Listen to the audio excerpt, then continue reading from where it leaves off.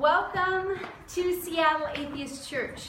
Atheist, agnostic, free thinker, skeptic, whatever you like to call yourself, you are welcome here.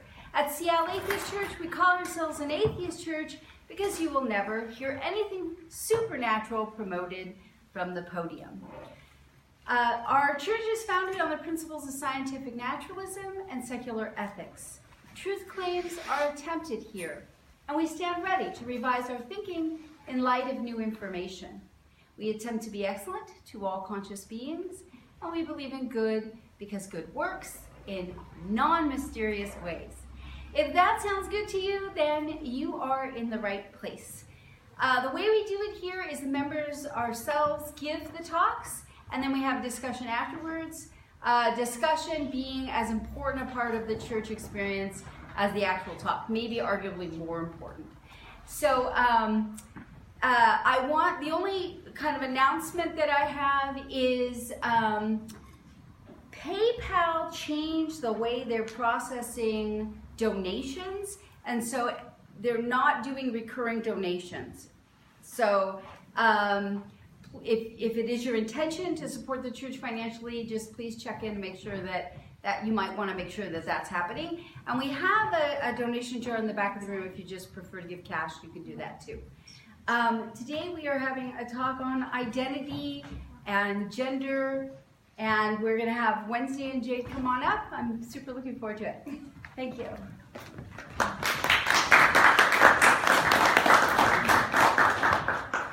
Hey, so I'm going to start while Jade draws pretty pictures, and then we'll sort of swap off. My name is Wednesday, and I am a cis woman. So to start with, I'm going to define some basic terminology. Cis means that you identify as the gender you were assigned at birth. We don't say the sex that you are, because realistically, humans don't have two binary sexes. We've got chromosomal anomalies, we've got physical differential stuff, and it's not tied to any actual one gender per. So cisgender, same gender as you were assigned at birth. Transgender just means that you identify as something other than the gender you were assigned at birth. And transgender was actually a term that came about earlier because our community, as a wider society, not this community, is very binary and very much presumes that you identify with the gender that you were assigned at birth as a baseline. Whereas, not really how it works in the real world, but because there's this social norm of identifying with the gender you're assigned at birth, they said, well, there's us, the normal people. And then there's those other people who are weird and don't identify like this, and we'll call them the trans people. And so the trans community and the queer community at large said, you know, that's not super great. We don't really like the othering nature of this. We're not those weird other people. We're a category of people. So they said, since we are transgender, people who do not have this same identity thing that we do are cisgender. A lot of people, especially right-wing people, tend to say, you know, oh, well, cisgender is a slur. It's not. It's just a descriptor like transgender is. The other really useful basic term to know is non-binary. And that's part of why I was mentioning earlier that we don't actually have two binary physical sexes, because non-binary simply means that you identify as something that doesn't fit in the male-female gender binary. We won't be talking about intersex issues today, because neither of us have the personal experience, and so we don't feel comfortable speaking on that, but we want to make clear that we're not denying that that's real or that there are things to talk about there, we just don't have the personal expertise. Do you want to?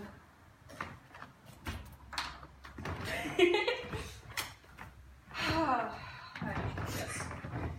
So I'm Jade. Most of you probably don't know me in my site because my family attends. I don't like getting up this early. So the original thing that she was talking about is that most people think of cisgender and transgender, which I elevated due to our transcendental nature,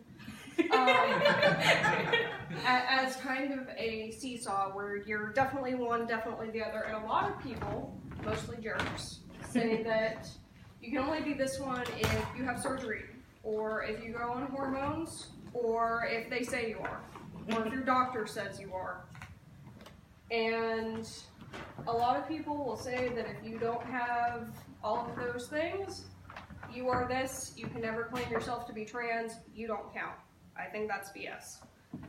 I think that we are a lot closer to this other than society. And I think society is getting closer to this. I consider myself non-binary. I am a demi guy, who those of you who have seen Moana, there's an entire song about me. I roughly figure myself over here, but I also consider myself mostly agender. It's just that when I have a closer to one end or the other gender, it tends to be on the male side. The other thing that I wanted to talk about with this, specifically with the non-binary, is that there's a lot different social acceptance depending on which side of this you start at and which side of it you're going towards. If you're especially intentionally changing your presentation, if you start as assigned male at birth and you decide, no, that doesn't fit me at all, I want to go to here, I don't, maybe I'm thinking about going on hormones, but I'm not thinking about surgery. Maybe I even want to keep my pronouns. I just want to change the way my body looks. But that angers a lot more people than going all the way over here and saying, no, I'm wearing dresses all the time because that's the only way people will accept me, and I have to keep my toes painted all the time. Which is how most of the adult trans people were when I was growing up, is as soon as they transitioned, they had to desperately cling all of the pieces of femininity or masculinity to themselves to have people not actively verbally attack them. I grew up as a obviously non-binary child. I had a lot of people, I got hit with a lot of purses in bathrooms. I got slammed against walls by my arm for being in the wrong bathroom. I had a lot of cruelty from other kids instigated by their parents because they would get sent over to, oh, are you a boy or a girl? If I could avoid the question, I usually would. I would usually try to change the subject, but either way I answered, I was wrong, and I was probably going to get beat up for that, because if I was a girl, then I had been pretending to be a boy, and all those boys, I had now betrayed their trust, and I was this inferior being. And if I said I was a boy, then suddenly I was unacceptable to this entire separate society. And also, as soon as they find out that, you know, you weren't what you said you were, you're getting beat up by both sides. So my experience of being non-binary is a very violent one in some ways, in ways that some other people's haven't, because many people didn't come out until they were in college, or they didn't even think about this until, you know, they entered gender studies in, you know, freshman 101 or whatever. I haven't actually been to college, so I'm like inventing classes. LGBTQ studies nowadays used to be labeled gay studies because that was the only category there was other than normal people. Yeah, normal people. So I just wanted to say I'm also queer. I use they, them pronouns. And that also impacts how I think about transness, because a lot of transness can also be very connected to who you're attracted to and trying to make that okay with yourself. One of my trans mentors growing up didn't transition until she was in her early 60s. And she went on hormones at, I want to say like 62. And she spent the first 30 years or so of her life as a incredibly crippled alcoholic, trying to live as a straight man, had 3 kids, finally the divorce broke apart, and she tried living as a gay man for a while and tried to make that work because that was almost what she wanted. And she really tried to make that work because there's so much more stigma and interpersonal violence as soon as you take that step. And she ended up going for everything, and she was a really big impact on me, even though I saw the ways that our community, which was supposed to be inclusive, not specifically of trans people, but that had a separate community aspect that was meant to bring us all together, that people ignored the anonymity and social contract of that because there were trans people. There was specifically this was an AA group that I was involved in at one point, and there was a queer and trans meeting that we tried to set up at one point, and we got an entire crowd of angry straight people, curious straight people from the other meetings showing up to break the anonymity of our meeting to see where all the funny queer people were, because then they could out them in the regular meetings. So, I didn't grow up in Seattle, so you may be able to tell. And it is a lot better here, but I wanted to talk a little bit about pronouns, and Mickey, my primary partner, said that he thought it would be useful to have people have to use in the group for today pronouns that aren't theirs. Mm-hmm. But I don't think that's actually sufficient, no offense. Not because I don't think that's a good idea, and I think that would be good as like a month-long project in a school or something, but us calling you by the wrong pronouns does nothing to your identity. You still know who you are. We're not actually attacking anything about you. When people use the wrong pronouns on me, it's a lot closer to if you can think of a moral identity choice that you make on a daily basis. If you are really proud of your honesty, if you have a lot of integrity, if you always help people, and if somebody came up to you and every day said, actually you're a liar, and everybody around you believed them and not you, that's a lot closer to what it's like. And it doesn't matter how often you say you're honest, and it doesn't matter how honestly you live, everybody else is agreeing with them and saying, no, you're a liar. And it doesn't have to be lying. Like I said, if you think of yourself as really trustworthy and everybody's like, no, you cannot trust them, they always break their promises, it's the same thing. So when somebody intentionally, especially, uses the wrong pronoun on me, it doesn't feel like, when somebody occasionally uses the wrong name on you, which I also get a lot. But it's a very different thing, because A, because they'll usually accept me correcting them, and B, because they don't have any emotional investment in me having a name. They always have an emotional investment in me having a gender, which they shouldn't. So it is a lot easier to correct people on my name, but the sort of, they end up feeling assaulted by my need to protect my own pronouns, which seems pretty backwards, personally. But I think that people misunderstand because they use the that's not how I would feel about having the wrong pronouns assigned, because they know who they are, and they have people constantly reinforcing who they are, so that they're okay inside to go, oh, well, you're just saying I'm something I'm not, It's, in many ways, it's the same factors you get with abused children. If you tell kids for long enough that they're bad or stupid or whatever, they internalize that, and trans people also internalize all of the we are funny, we are ugly, we are sexually undesirable, we are perverts, we are disgusting, don't want us around your children, God knows what we'll teach them.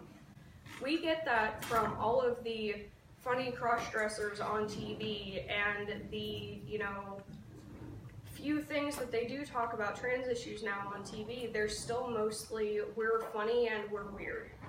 And that's not a great place to be in. There are certainly, worse off minorities, but it's still not a great place to grow up in, even in the more liberal Seattle.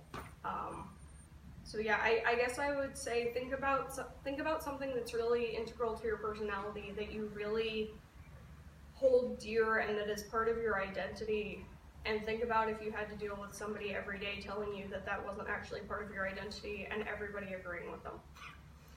And I'm done, and I'm going to let my kid finish up. So one of the things that I wanted to touch on, as someone who I did present as male for a year when I was younger, the reason I wanted to have a trans person come talk about it, and the reason I don't identify as any flavor of trans, is because my presenting that way was based in trauma and feelings of being invalid as a cis woman, rather than because of an internal identity, something that I really felt and wanted. So while I've got some experience of the practical realities, I don't actually consider myself able to speak on that. So I asked a bunch of my friends online to answer a couple of questions for this talk. I said, if you're willing, I'd love to get some basic input from you. And one of the biggest questions I asked was, what is the single biggest thing that an average person can do to make you feel validated and respected and safe? And 9/10 of the people I asked, almost all of them said the exact same thing. So Jade touched briefly on the idea of pronouns. Pronouns are the part of language that you use to refer to someone when you're not using their name. It's a little more complicated than that, but that's a very surface thing. So I use she and her and hers as my pronouns because I identify as a woman. And there are people who use pronouns, as Jade was saying, that may have little to do with their internal identity, but for the most part, people's pronouns reflect how they feel if they feel safe stating those pronouns to their community. And one of the big troubles is that I was very lucky. I went to a very alternative high school where we did pronouns as part of your normal introduction. But there's not a lot of space for that in society. And so when someone gives you their pronouns and they're not cis, it's usually a gesture of respect from them, saying, I'm telling you my identity because I trust you with that information, and I believe that you will do your best to validate my identity. And one of the big sort of points of emotional contention is that because there's that gesture of trust, when well-intentioned people mess up someone's pronouns, I know at least for me, there's this huge wave of guilt. You're like, oh, I just screwed up, I'm a terrible person, I didn't make you feel safe, I am the worst. And a lot of times people express that. You know, I'll maybe use an example. I'll say to Jade, you know, or about Jade to Daddy, yeah, she was blah, blah, blah. And Jade or Daddy will go, it's they. And I'll have this internal response of, oh shit, I fucked up. And there's a couple different ways to handle that. One of them is, oh my God, Jade, I'm so sorry. I really didn't mean it. I'm so sorry. I promise I'll do better next time. God, I feel terrible. And one of them is, oh, sorry, they. And one of these things is not like the other. Because when you flail and grovel and